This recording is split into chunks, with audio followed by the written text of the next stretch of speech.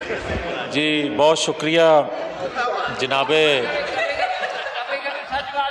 जी मियां लतीफ़ साहब चेयर से मुखातिब हों। बहुत शुक्रिया जनाब डिप्टी स्पीकर साहब, मेरी दुआ है आपने मुझे टाइम दिया, आप स्पीकर बन जाएं। मैं खुश हूँ इसी पे, और अल्लाह का ये भी मेरे पे बहुत बड़ा करम है। लेकिन मेरी तो दुआ हो सकती है ना, मेरी ख्वाहिश हो सकती है। दूसरा, मैं जनाब स्पीकर मैं अर्ज़ करना चाहता हूँ, कल जो इशू प्रिंट मीडिया पे, इलेक्ट्रॉनिक मीडिया पे रेज़ हुआ और उस पर यहाँ बात भी हुई, आज इस्लामाबाद हाई कोर्ट ने भी उस पर नोटिस किया। गुजारिश ये है कि यहाँ हमारे दो वज़रा थे, कल उन्होंने जो गुफ्तगू की, अगर यहाँ मौजूद होते तो ज़्यादा मुझे आसानी होती, मगर मैं उनकी खिदमत में आपके तवज्जुह से सिर्फ ये कहना चाहता हूँ कि अगर जनाब स्पीकर, तमाम अरकान से मेरी गुजारिश है कि अपनी अपनी निशस्त पे बैठ जाएं। मैं गुजारिश कर रहा था कि अगर तो पीडीएम की क़यादत, अगर नवाज शरीफ, मरियम नवाज शरीफ साहिबा पर होने वाले पिछले 4 साल के मजालम जो हैं, मैं उनका जिक्र करूं तो आज मुनासिब नहीं है। मैं ये कहता हूं कि ये कौमी मफाद और कौमी इशू है जिस पर हमें बात करना इस हाउस में इसलिए लाजम है कि ये 74 सालों से, पटेल साहब, 74 सालों से हम ये सुनते और कहते आ रहे हैं कि जनाब अदारे जो हैं उनमें आज़ादी नहीं है, इंसाफ नहीं मिल रहा।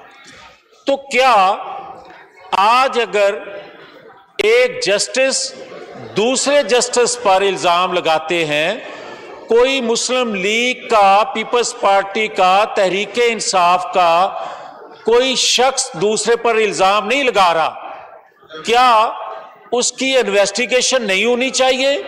और क्या आज अगर फवाद चौधरी साहब ये फरमाते हैं कि वो किसी के कहने पर ऐसा कर रहा है, कहते हैं कि 17 तारीख है इसलिए ऐसा हो रहा है, तो मैं आपसे गुजारिश करूंगा कि क्या अरशद मलिक का भी महज इत्तेफाक था वीडियो आने का? और क्या 2018 में जो इंतखाबात हुए उससे पहले जस्टिस शौकत सिद्दीकी साहब का जो बयान था और उसके बाद उन्होंने अपील में भी वही चीजें लिखी, क्या वो भी महज इत्तेफाक था? और क्या जस्टिस काजी फायज ईसा जो अपनी जजमेंट देते हैं और फिर उसके खिलाफ रेफरेंस आता है, क्या वो भी महज इत्तेफाक था? क्या जस्टिस सेठ वकार अपनी जजमेंट में जो लिखते हैं वो भी महज इत्तेफाक था? मैं कहना यह चाहता हूं कि अगर पाकिस्तान के अंदर आजाद अदारे होते तो 20 साल बाद ये इतराफ ना किया जाता उस बेंच के एक मुअज़्ज़ज़ जज का कि जुल्फ़कार अली भुट्टो को गलत फांसी दी गई, दबाव में फांसी दी गई।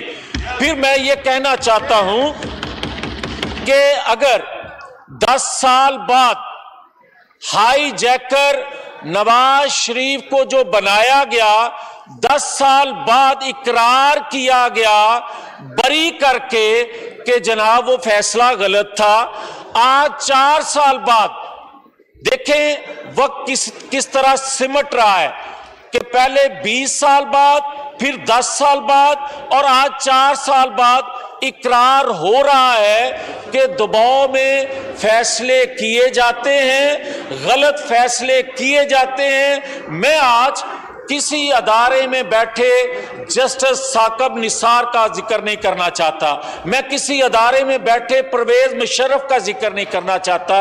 आज जो मैं जिक्र करना चाहता हूं, मैं ये करना चाहता हूं कि जमहूरी सोच और एक गैर जमहूरी सोच के दरमियान एक जंग है जो 74 सालों से चली आ रही है। उसमें कभी कोई एक्टर, कभी कोई करैक्टर आ जाता है, साकिब निसार का, मलक क्यूम का भी। मैं ये कहता हूं कि आज यहां बात होती है मलक क्यूम की इस साइड से, तो मुझे ये बताए कोई कि मलक क्यूम का जो जजमेंट थी उसके बाद क्या फैसला दिया गया, और अरशद मलिक के इतराफ के बाद, जस्टिस शौकत सिद्दीकी के बयान के बाद, क्या राना शमीम के इतराफी बयान के बाद, अल्फिया बयान के बाद उस सजा का, उस जजमेंट का, उस फैसले का क्या किया जाएगा जनाबे स्पीकर? बाकी फैसले, बाकी चीजें तो कोर्ट की जाती है, मगर इसको क्यों नहीं फैसले की? और मैं कहना क्या चाहता हूं, मैं ये कहना चाहता हूं जनाबे स्पीकर, आपका पॉइंट आ गया जी। मेरी एक सेकंड, आगे कार्रवाई भी चलानी है। मैं हमेशा बड़ा आपका एहतराम करता हूं, खुशामद भी करता हूं, और मैंने दुआ भी दी है कि आप स्पीकर बन जाएं। और ये चीजें अलग है, आप दुआ दिल में मांगे, सारी दुनिया के सामने क्या दुआ मांग रहे हैं? मेरी गुजारिश सुन ले। मैं ये कहना चाहता हूं कि जनाबे स्पीकर, अगर 1 मिनट में बात मुख्तसर करें जी। आप इस पार्लियामेंट पर मुश्तमिल एक आप कमेटी बना दें ताकि ये सिलसिला खत्म हो सके कि अपनी पसंद नापसंद पर जिसको चाहो फांसी पे लटका दो, जिसको चाहो हाईजैकर बना दो, और जिसको चाहो जब चाहो आप नहल करके ताहियात बाहर निकाल दो। ये रवश उस वक्त तक खत्म नहीं हो सकती जब तक पार्लियामेंट से आप कमेटी बना के, मेरी बात सुने, आए सियासतदान तो ठीक है, मगर क्या अदारों में बैठे लोग सारे पवित्र हैं?